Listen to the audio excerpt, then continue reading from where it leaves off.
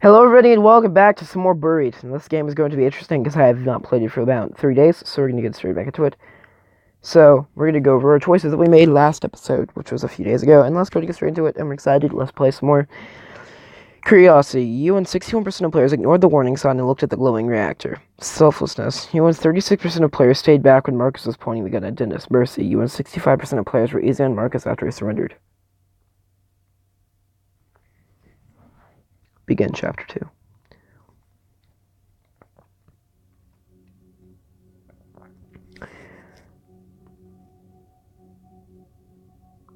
We follow Marcus into what I can only describe as a control room of sorts. There are countless computer screens, some of which are obviously coming back on from having been shut off.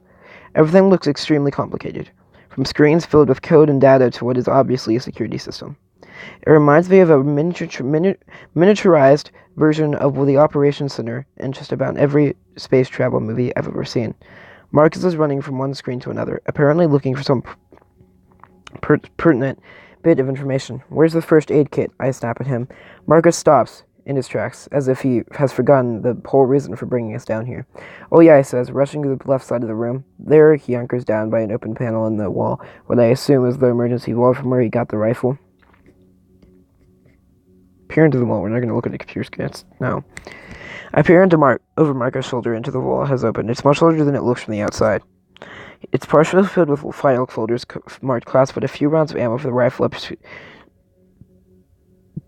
a peculiar plastic kit filled with syringes, and a locked black box.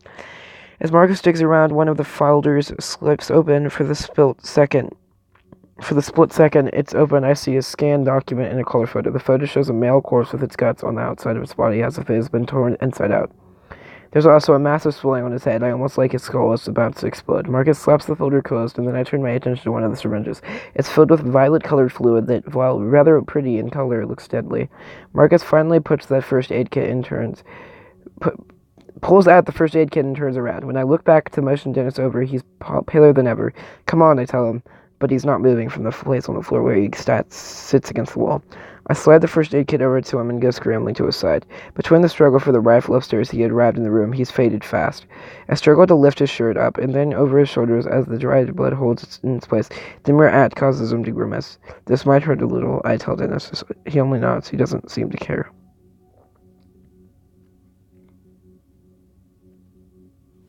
We're not going to be mean about it. I lift the shirt off gently, and it makes a sucking sound. There's so much blood that the moisture tries to keep the shirt pulled to him. Dennis lets out a little moan, but seems to relax, in spite of his injuries. With the shirt fully removed, the extent of his injuries become more clear. His wound is more visible now, although it's partially hidden by the blood that started to clot around it. My medical knowledge is slim, basically just a bunch of basics I learned in Boy Scouts. I look over to Marcus, hopefully, and ask, "You have any training?" "Zero," he says. "Sorry." It's just as well. I guess he's far too concerned with what's happening on the monitors to be of much help anyway. I start by taking out the gauze within the kit and wipe as much blood as I can away from the wound on his side.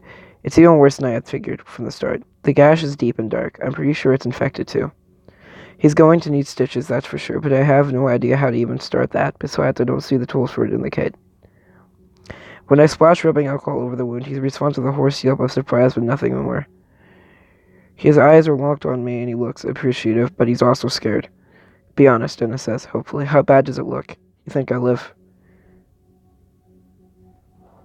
I'm not gonna lie to him. You told Dennis the truth. "Well, don't sugarcoat it," Dennis says. He looks deceived, but not really surprised. I keep quiet, because I feel like I've already said enough. He rests his head against the wall, and I close his eyes as I finish up. I place one layer of gauze against the wound and bind it with medical tape. I then reinforce it with a second layer. I know it's meager, but it's all I can do. Dennis says, "I'm a goner. This is the waste of time." His whole body deflates as he says this. Maybe I should have been a little more encouraging, but I didn't see the point in lying to him. Finally, I patch up the bruises on my head in a bit, cursing myself again for not grabbing my hard hat. I look back to Marcus, and he is looking back at us, deep in thought. My eye is starting to really swell up from where he kicked me earlier. Maybe I shouldn't have let him off so easily. "Are these first aid kits all you have in this facility?" I ask him. If there's something better, I don't know about it, he says. I notice then that his defensive posture is no longer there. Something is different now. It's just a slight change to his demeanor. He's seen something on those monitors that has him frightened more than he already was. What is it? I ask. What's wrong? His eyes travel around the room, and it's obvious that he's trying to decide whether or not to tell me the truth. We're getting up and looking at the monitors. Rather than wait for him, I get up and scan the screens behind him, seeing as if I can find any clues I had missing a moment moments ago. After a few moments, I can see a few things that I can comprehend. I can comprehend hidden in the complex information on most of the screen. On one screen, I see what looks like a power meter that is already climbing upwards. A single message is flicking beneath it. It reads, "Unexpected power failure. Foreign entity." Another message trickling along the bottom of the black screen says, "Safety lock on level 3. Containment doors engaged. Override." I see still scenes on a few other screens that I sure are security cameras, showing hallways and passages from elsewhere in the facility. One of these shows the first level hallway we were on just a few minutes ago. Another shows a hallway I don't recognize. The floor is covered in blood. From just off the screen, I see what I think might be a human body, but it's been in an impossible way. It looks like the body's legs and torso have somehow been merged or melted into the floor.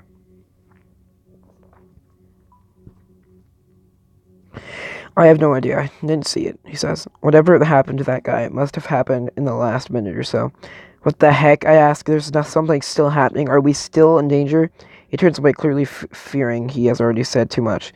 And as bad as it is, there's a scene on another monitor that makes my blood go cold and my fear spike to levels somewhere near terror. The scene is very familiar. It's a logging site. The equipment is unmistakably mine. I can even see my truck. Something a little like furry starts to rise behind my guts, momentarily pushing aside the fear. For a moment, I consider just tearing into him. A few punches and a shove against the wall. Nothing more. I want answers, and I want them now! But I'm not sure which would provide more answers. Asking calmly or kicking his A. To be honest with you, he wouldn't know. He was on the top floor, so I'm going to ask him calmly. I don't think he would know. Could you please explain to me why you've been spying on my crew? My anger is prodding at me, and I have to hold it back again. It's near the surface, demanding release. It was part of my job, mine and a few others. Your crew has been watched over since you set up your equipment. Why? Because you're working with heavy equipment, some of which digs into the ground less than a mile from the secret government facility. I had no idea of that, I say. How could I have known? Marcus gives me that same crooked, trembling smile that is beginning to creep me out. Because those things would draw attention to this place, he says. You have no idea how secretive this facility is. Besides, I know that the higher-ups looked into it. Your size isn't on government land. It's shy by about 300 yards. Every piece of your equipment is on private property. The timber tract you purchased from Mr. Gladstone 2 months ago. So even if you wanted to intervene and keep your crew away, we couldn't have without stirred up a fuss. The fact that someone with such a low-level clearance knows this much about my logging crew is unnerving. If you've been watching us, why didn't you recognize us when we met in the hallway, I ask. He shakes his head and exhales like it's obvious. The camera has a bird-eye view. I can't see faces. We must track bodies and names.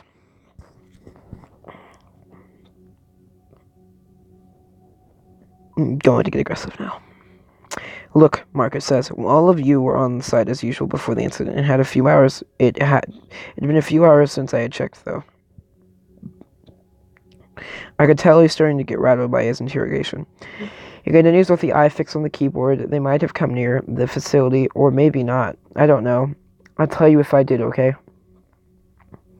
Well, are they inside the facility? I shout. You have cameras everywhere, right? Look for them. Marcus puts his hand up defensively. I've been looking all over, and I haven't seen your crew. But, he adds, the lower levels don't have any cameras classified. I'm not sure how they would have gone there, but it's a possibility. I'm still shocked that we were being watched.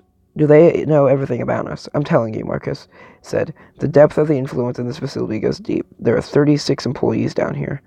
And outside of these employees, only 5 other people know that this place exists. What the heck goes on here?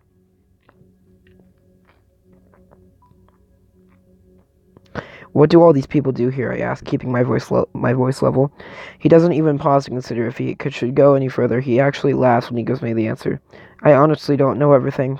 Probably very little, but what I do know is that it is more than Black Ops. What does that mean, I ask. There are scientists here who have been disowned by their own government because of the nature of their work. You get it now? I don't, not at all, but I don't want him to know about that. You said there are 36 employees, I say. Where are they now? He shakes his head. As far as I know, everyone else is gone. Gone where? He points at the screen that still informs us of the unexpected power failure and quenches. If this power failure was not corrected in time, there's no telling. But they're here in the facility somewhere, right? I ask, hoping someone will be able to help. Dennis is better than I can. I just don't know, Marcus says. They could be anywhere. Look, I say, furious from with the way he is talking in riddles. I don't. Oh, God, Dennis says. I look over to him, and it looks like his pal is a ghost. He stood up, and his eyes are locked on the monitor closest to him. What? I ask. He simply points to the monitor, then looks away. I look to the monitor and see the logging site. But more specifically, I see the overturned dozer and the legs sticking out from under it wearing work boots right where I left him. Tony. The fact of his death seems abstract, almost like it happened in some other world, or a very long time ago. I know that you already told me he was gone, Dennis whispers, but it's different actually seeing him. My God. Suddenly something blazes by the open door. The shape is fast and in shadows, and I'm pretty sure it's a person. Someone else is here, Marcus says. Fooling around, he sounds very happy to discover this, so I try to follow his lead. If something bad happened at this facility, then surely the sight of another survivor is a good thing, right? We should check it out, he says. I realize this isn't the best moment to leave Dennis after revisiting Tony's death all over again. Someone just ran by the door, I tell him. Hopefully it is someone who can help us. I'm gonna ask him. It's fine. Go to see who it is, he says, giving me a mock thumbs up. I turn to Marcus and motion for us to head out to investigate. Let's be careful, Marcus says. Depending on who it is, they might not be as hesitant to shoot a stranger as I was. I nod at him and I head for the door. I'm still holding this rifle in my hands, and I don't know if I have the guts to actually use it. If needed. With a final look back to Dennis, I run out into the second level hallway.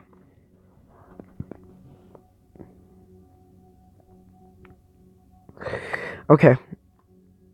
I have some bad acid reflux in my throat, and it's just hurting to read like this.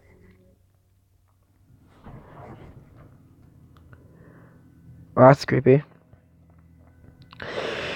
Marcus follows. There is still fear in his eyes, but also the slightest glimmer of hope. That hope is contagious. We take off after the figure that just ran past the command center. Ahead of us, the facility presents yet another long hallway.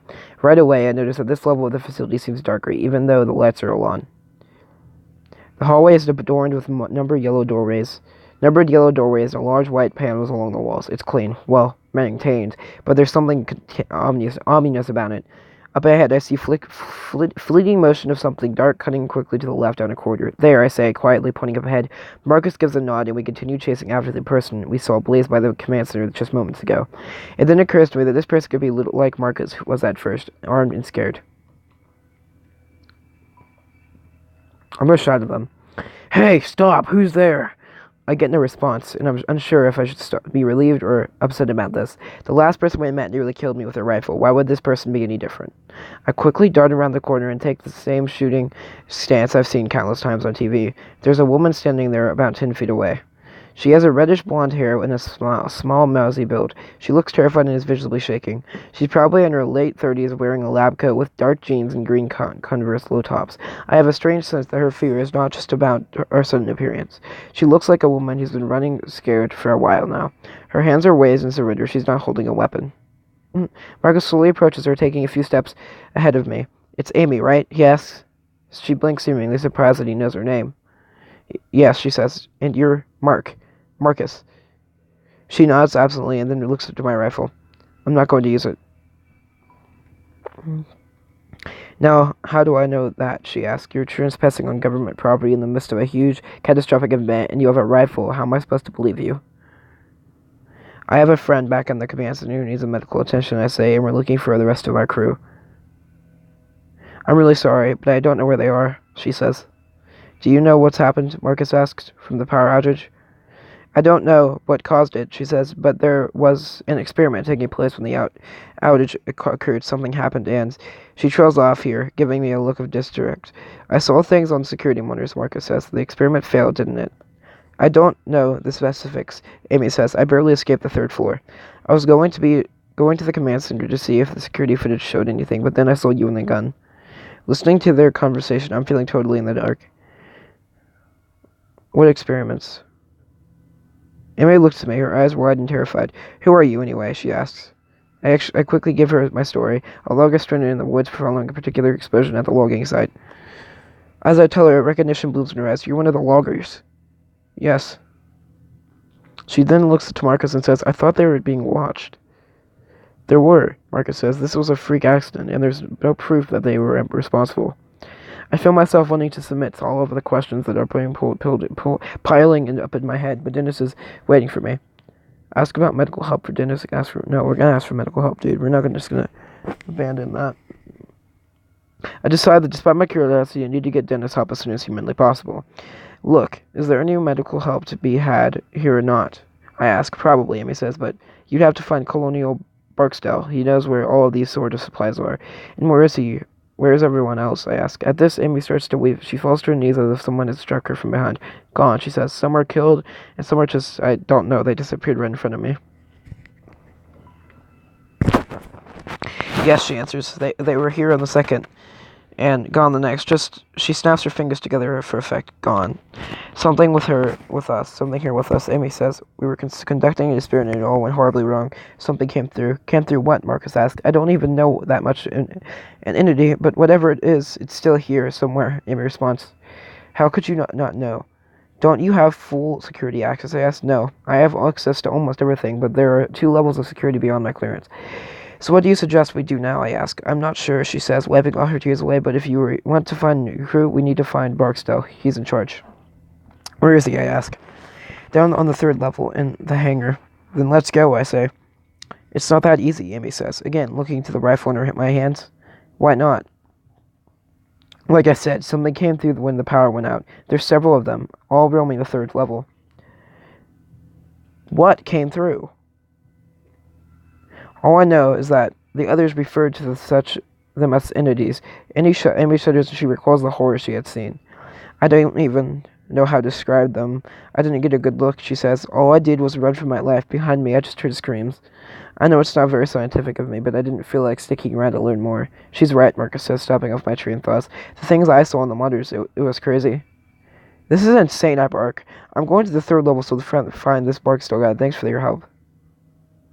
Wait, Marcus says. I'm sticking with you. If we want to get out of here, we have to find Barksdale, right? Yes, Amy says, but Barksdale's on the 3rd floor, and it's too dangerous to go back down there. I figure I'll let them make their own decision, and then I start heading back to the command center to get Dennis. Before I get there, I hear their footfalls behind me getting closer. I give Amy a questioning look, and she quickly looks away, clearly torn. Neither one of them know your way around here, she says. Looking for Barksdale on your own would be suicide. Like it or not, she has a point. Fine, I say. Then let's get Dennis from the command center and head down together. Interesting. I'm tempted just to go downstairs and continue this episode when I get my actual freaking, what's it called?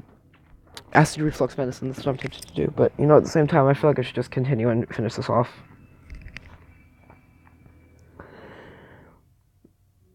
Back in the command center. Okay. We enter the command center, and I'm happy to see that Dennis has regained some of his color. We're going to get you some help, I'll tell him. And then we're going to find our crew and get the heck out of here. More help would be great, he says. With the way you took an hour to get my shirt off earlier, I'm not letting you touch me again. Wait, Amy says. Maybe one of us should stay here with them. It'll be okay, Dennis says. He stands up to a seat with a grunt. You don't know what's out there, Amy says. I saw them. I saw what they do. This facility is not safe. Are there any of them on this floor? I'm not sure, she says, but they are down on the 3rd floor, so we'll need to be careful. Marcus looks a little hesitant, but he nods his agreement, and the 4 of us exit the command center.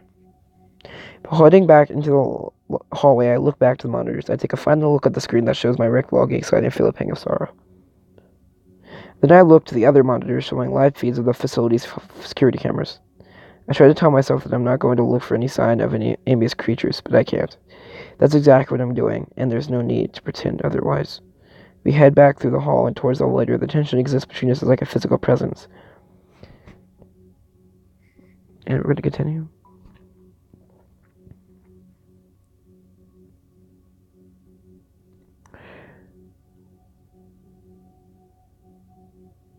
We step inside the elevator and those pristine doors close.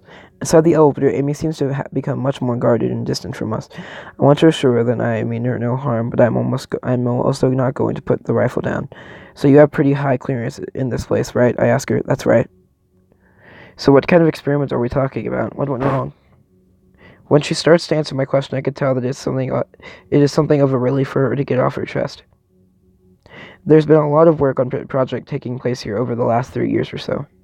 The purpose is to find out if there is any real viable science behind point-to-point instantation. Like teleporting, I ask? Oh my god, Marcus says. I had no idea. I knew that there were some weird stuff here, but nothing this insane. It's really not all that insane, he says. We found our first major breakthrough about 9 months ago. We were able to transport a live rat from its cage on level 3 to a small lab in New Mexico. The trip took the rat 5 seconds. Are you kidding me, Dennis says. I can tell that he wants to sound as if he is mocking the idea, but he fails. He's scared. Not at all, Amy says. The problem was when the rat arrived, its retinas were detached and its intestines were on the rest of its body. Never perfected. Well, about 6 months ago, we successfully made the same experiment. The rat arrived in great health, and this time just 3 seconds. Still, one of the things that we needed to tweak in order to make the process completely safe was how to figure out how to keep the subject on a straight course. When the matter is being transported, not only are its atoms being unknit, then put back together upon arrival. Yes, deconstructed and translated through space. It's the only way we know how to do it right now. But the issue, as I said, comes in keeping the deconstructed subject on a straight course to its destination. When the process occurs, we are deforming space-time. We are creating a shortcut through space, and that was risks. Why exactly, Dennis asked? Because there are many more dimensions to space than the 3 we exist on, she explains. There's some evidence that there are as many as 10. So when you said the rat to New Mexico, it's traveling through another dimension to get there, I ask. Basically, and because of that, we're trying to get the better understanding of what those other dimensions are capable of. Things that a great deal of the population would be scared of if they knew what we were doing, hence all the privacy. Then today, the power went out as we were right in the middle of an experiment. Something happened, what I don't know. She's speaking with the authority of someone who knows what she's talking about. Is that why those creatures are here? That's my assumption, she says. I wasn't present for the experiment. I'm not cleared for such things, but I do get the reports. What reports? Marcus asks. I'm given access to the results of the tests. In other words, Marcus replies, clearly upset. You guys have been peeking into other dimensions and taking notes on what you see. I can't believe I've wasted my life for this, he murmurs to himself. He looks like he's starting to freak out. Amy is quiet. Her expression indicates that she's waiting to see how I react to all this. That's incredible. You were impressed by Amy's work. So this is like interdimensional stuff, I ask. In a way, Amy answers. Marcus, on the other hand, is incredulous. I don't want anything to do with this, he says. All this time I've been working for. He laughs cruelly, and the sound of it makes my blood go cold for a moment. Just a single level beneath my feet, you a-holes have been tearing apart space and time, Marcus continues. When the elevator doors open, I can't get out fast enough. The tension is growing way too thick for my liking. Outside of the elevator, we step out into what appears to be a massive industrial area. The carnage waiting for us is unlike anything I'd seen in the upper levels. Continue. Oh, how beautiful.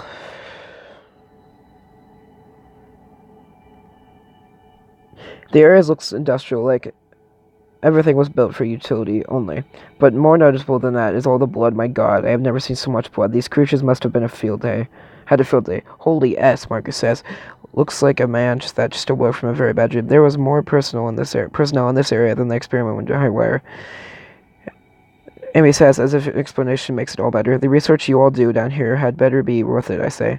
We have to get moving, or we're going to lose our nerve. Amy, let's focus. Barksdale isn't he hangar? I ask. If he's still alive, yes, that's where it'll be. Then let's hurry, I say. As far as I can tell, Dennis is doing much better than I am beginning to grow tired of trying to keep my fear at bay. Between the blood on the floor, the silence of level 3, and Amy's talk of the lab rats, I'm getting freaked out. I go first. Why not? I'm gonna die probably eventually. The four of us start walking ahead, with me in the lead. We stop walking when we come to the remains of what looks to be three different people. It is hard to tell how many bodies there were because they have been torn to shreds and are distorted. Two of the bodies looks as if they have been fused together. Another man looks to have had his leg wielded through the floor. I can see this man's face. He died in an absent state of horror, his mouth pried open in an eternal scream. Keep moving, we're not going to investigate no bodies. It's simply too much worse than the fact we just started over the journey through level 3. If there is worse waiting up ahead, I don't think I'm going to be able to make it.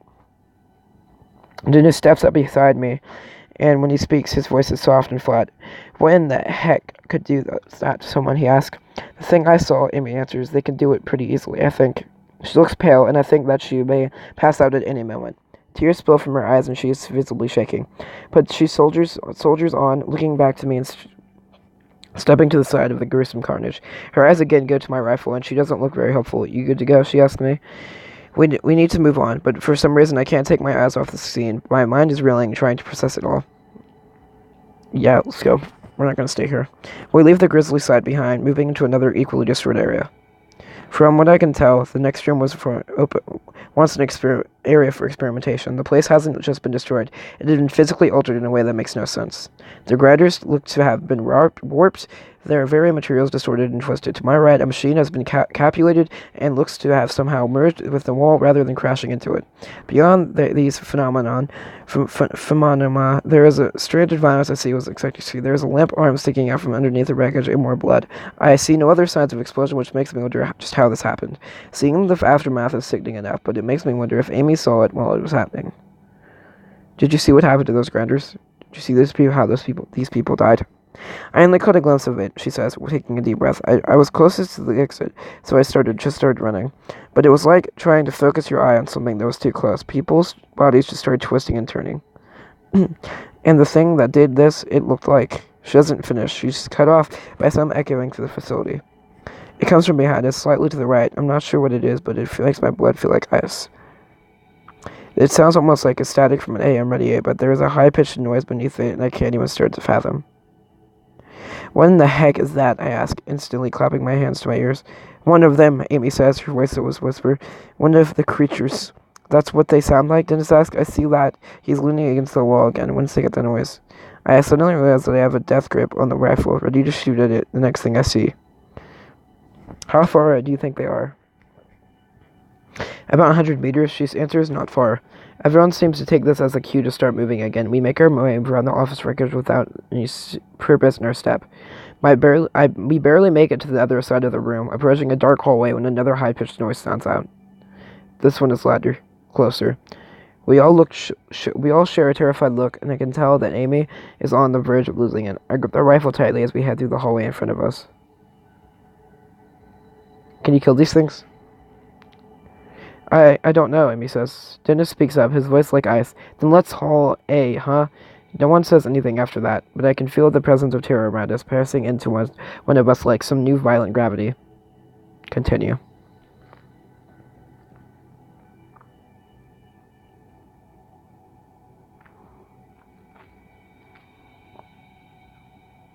The small utility hallway is well lit. It looks as if it was designed to be only used by select Minions workers. What goes on in this area, I ask. I'm looking at Marcus as I ask the question, but he only shrugs in response. She might know, he replies, pointing at Amy. I've never been down here before. It's just a utility hallway, Amy says, but at the end of there is a maintenance room. There should be a gun or two in it. But it's also the most direct path to the hangar entrance. And as we walk quietly down the hallway, I take a glimpse ahead and feel the hair on the back of my neck stand on end.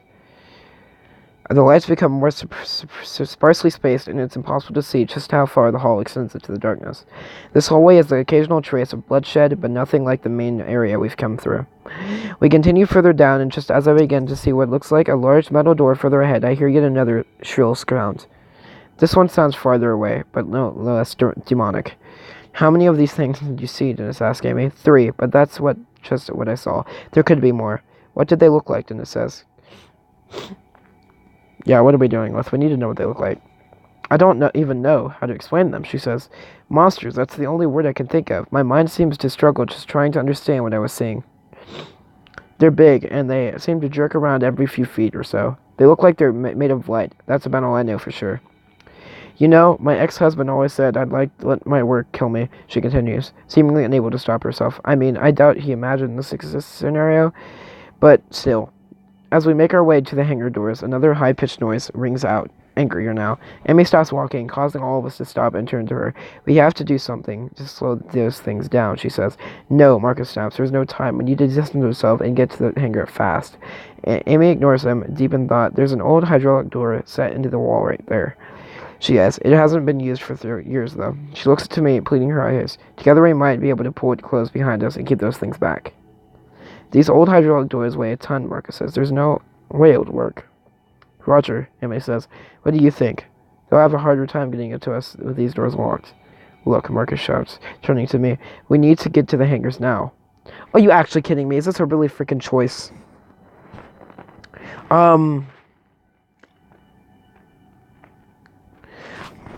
Oh god. I've been with Marcus longer and I'd trust him more. At the same time, I don't trust Amy that much. I don't know what to do.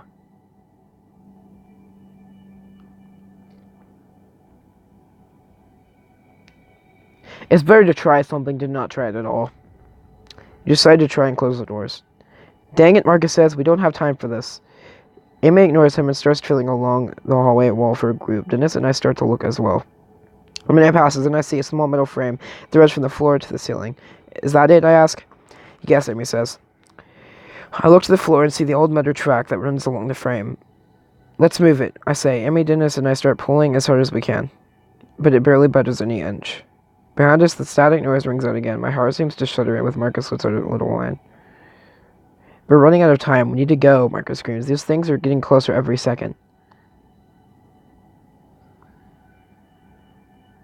Help us, Marcus. It won't make any difference, he says. Shut up and help us. The wall found out. I shout. Reluctantly, Marcus walks over and grasps the door. As we all groan and strain, we pull. It starts inching slowly and then begins to move steadily as we get it started. It slides easily. As we're near the wall, closing off the hallway behind us, I think I can see the merest glimpse of an odd illuminated shape in the darkness. It's cut off by the slight thump of a hydraulic door being pushed against the frame, the opposite wall. Amy turns and looks a lock into place. Great, now let's haul A, says Marcus. We all turn to get moving fast, still feeling unsure about our prospects. The fact that yet another shrill noise sounds out elsewhere in the facility is not calming. And then there are two of them. It's almost like they're calling out to one another. The doors to the hangar sit up ahead like the entrance to some enormous labyrinth. Continue.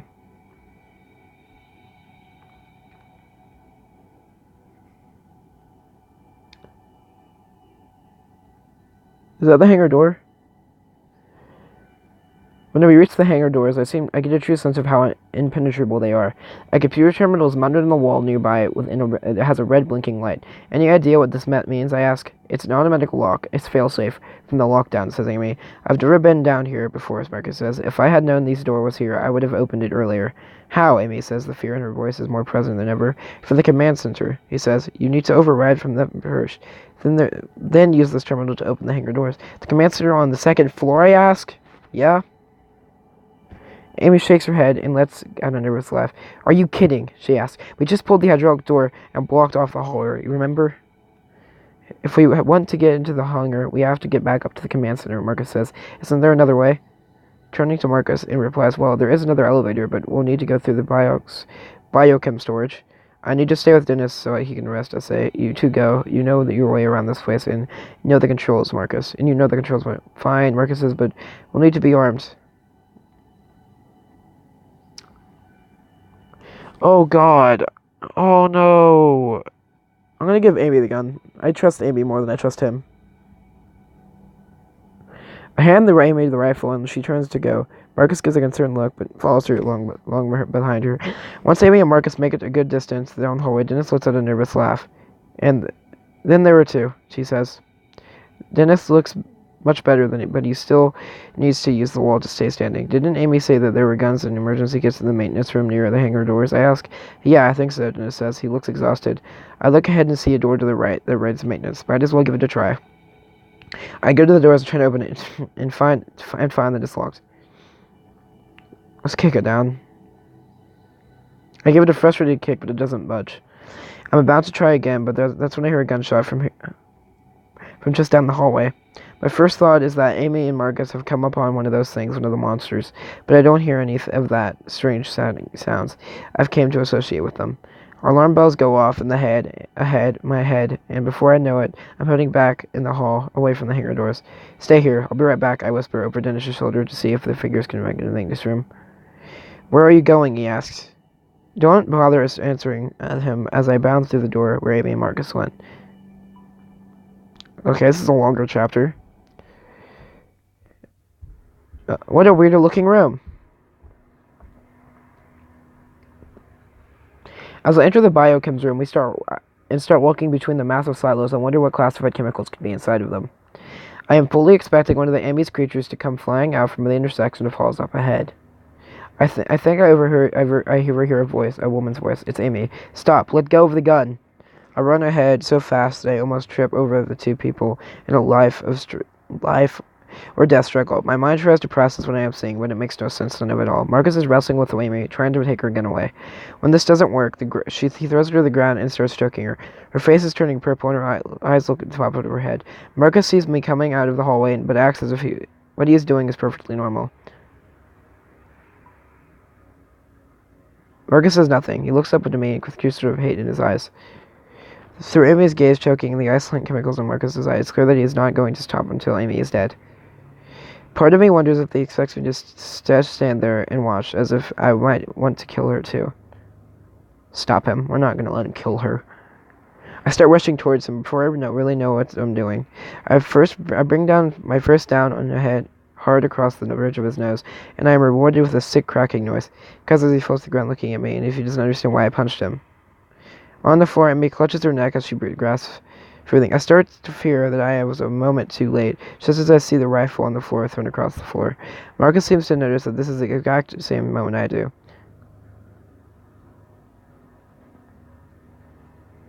I'm going for the rifle. We both go for the rifle at once, but he takes a single stumbling step towards it, wobbling a bit from my punch. I drive it for it, and when I hit the floor, it feels like I'm a baseball player trying to steal third. Our hands fall on it, but I yank it away. He manages to kick me, knocking the rifle on the floor again. The kick catches me squarely in my ribs, knocking the breath out of me. What the heck are you doing? He yells at me. By killing her, I'm saving us. All of this was her fault. I sense that he truly believes this, but if that's the case, then why not attack her? When the answer is simple. He might have stopped him. He wanted to kill her in private. And then what? Would he have done the same to Dennis and me? It seems fitting, really. When we first came upon Marcus, he had held a gun on us. It's been so relieved to see that one other human being that I just underestimated just how unhinged he was. Marcus and I both dive for the rifle, still laying on the floor, and start wrestling for possession. But I'm not confident. I'll come away with it. As we struggle, he starts inching the muzzle of the gun towards my face, a position I do not want to be in. I start pushing it back hard. But if this thing accidentally fires, I'm sure where I'd prefer the bullet to go, especially in this room full of chemical tanks.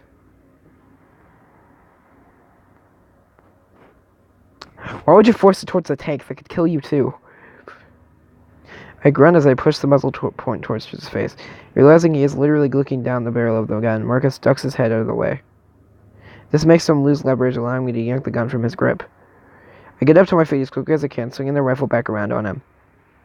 For a moment, I think I've knocked him out, but his eyes flutter and he looks as if I've betrayed him. Her people, he says. It was them that did this. She deserves to die. She did this. I look at Amy and wish I could help her, but I'm relieved to see that she is managing to draw in a few breaths. Her legs move as if she tries to push herself into a sitting position. You wouldn't know, Marcus says. You didn't work here under this secrecy. You don't know what it was like to. He surprises me by lunging towards me, leaping for the floor, giving me a projectile. I don't have time to aim carefully. I only fire fast. I don't want to kill him. I'm going to try and dodge. His aim is poor, and his strength is failing, so I dodge him easily. I don't want to have a gunshot go off and alert those creatures to where we are. Make a hard jab of the butt of the rifle, striking him in the chest. Something crunches, and he lets out a whoosh of air. He cripples for a moment, and then he goes to his knees. He roars in pain on the floor. Only after a few months I realized that what are not purely screams of pain. The bee is calling for them, calling for those creatures to come for us. This place is evil. along with everyone involved. He wails from the floor. If you are taking her aside, then you deserve to die too.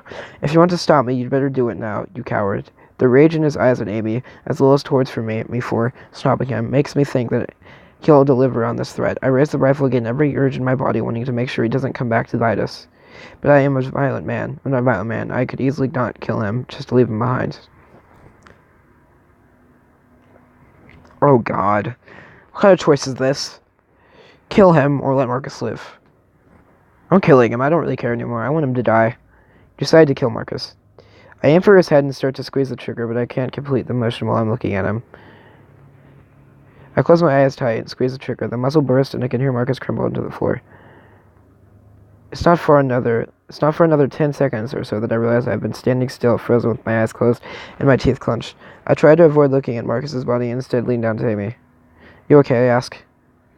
She nods slowly. Have to go, she says, her voice raspy. They'll be here any minute. Too much noise. I have to hold her arm so she can get to her feet. We start forward, and then I think of Dennis. We could get back to the hangar doors. I say, I can't just leave Dennis there. There's no time, Amy says. You need to come with me up to the command center. Now we'll be back for him soon. I stare at Marcus's dead body for a moment, trying to comprehend the fact that my own hands caused him to die.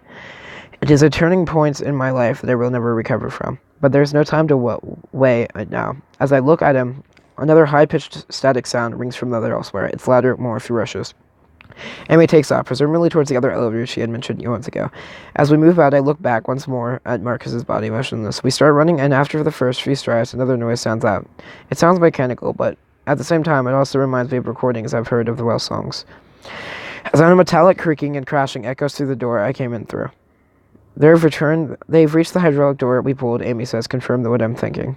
The sound grows louder, and it's clear that they're struggling with it, which is good. We have a bit more time. I speed up my step to follow Amy as she leads the way to the other elevator. She's panting furiously, but pushes on. I can hear something rattling in her breath, likely the result of the Marcus's attack. This makes me imagine how this cold, uncaring eye must have linked, staring down at her as she tried to deliver her to death. How she is still forging on is beyond me. I'm sorry about Marcus. I say, it's not your fault. She interrupts. At least you handed me the gun. I just hope we can find a way to survive this mess. We'll be fine. Don't worry. I'm not so sure, she says, her eyes fixed straight ahead. I'm not sure I can blame her. I had just started to say something encouraging, I guess. We finally come to the elevator at the end of the row of silos. The elevator doors slide open slowly. At that moment, we hear something behind us, a strangled sort of whistling sound. We step inside and turn around to face the biochem room. Thankfully, we've given a few moments to spare. The elevator doors remain open for the 3 seconds before they start to close. And those 3 seconds, I can see a large shape floating towards us. A phosphorant-like, white glowing outlines an impossible shape. Behind it, I see another shape that's also into the biochem room, and another. The third one breaks away from the other two, taking the quick route. It makes more move with eerie speed. They're heading in the direction of Marcus's body. Honestly, the thought of them feasting on his corpse doesn't bother me in the slightest. Amy is pressing the button to close the elevator doors over and over, but they stay open for what seems like an eternity. I curse whoever designed these dang doors.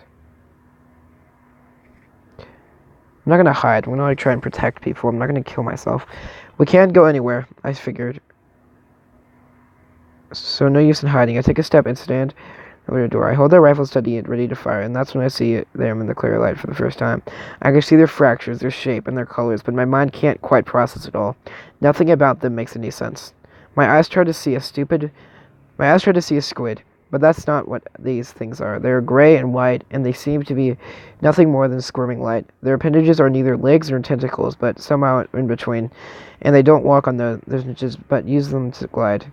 Then they move like ghosts and seem to jerk every few feet or so, but I am pretty sure that there's a jerking effect. It's not a result of their moving, but my mind's inability to understand how they are moving exactly. It's also more than their appearance that makes a mockery of reality. The light around them seems to bend inward, and as if their space within the room was to reshape itself for their existence. That peculiar effect on their air makes the movement seem like movement something underwater, only faster. They screech in unison as they rush towards the elevator. They'll be inside here in another few seconds. I check the rifle and see that my ammo is diminishing. I have to start saving my shots. I'm going to have to be choosy. We're saving ammo. We're not shooting. They keep advancing. Even though I know the doors may not close in time, I manage to keep my cool and avoid firing off any more rounds. My finger itches to pull the trigger, but I resist. I'm not even sure if my gun would affect them. Finally, the elevator door closes. The creature's washing against the other side of the door, making an electrical noise and crying out in anger. The ties of their spider-like appendages poke through the wall and the elevator door. For some reason, they can't get all the way through. Amy screams at this and curls into a ball in the far corner of the elevator, crying. I say nothing to her. I just cling to the rifle, hoping these creatures don't find Dennis as he waits by the hangar doors where I left him. For his sake and ours, we need to get them open now. Oh my god, it's the end of chapter 3. How long was this one?